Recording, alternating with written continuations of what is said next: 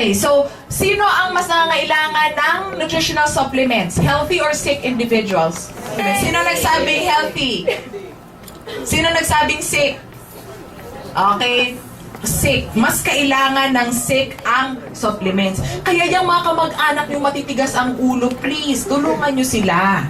Balikan nyo after 1 week. So, explain mo, dalhin mo sa product training, pakausap mo sa doktor, pakausap mo sa nurse. Sick people need more. Bakit? On top of their basic daily needs, meron pa sila mga dapat ayusin. Okay? And eto, di ba, frequency. Anong pag sinabi namang frequency, gaano kadalas? So, binigyan mo yan ng 2 pairs a day, o binigyan mo yan ng 4 pairs a day, kailan niya yan lalaklakin? Okay lang, bahala kayong mag-timing yan. Kung marami siyang iniinom na gamot sa umaga, di 1 pair mo lang siya sa umaga, 1 pair sa hapon, 2 sa gabi. Bahala kayo mag-timing.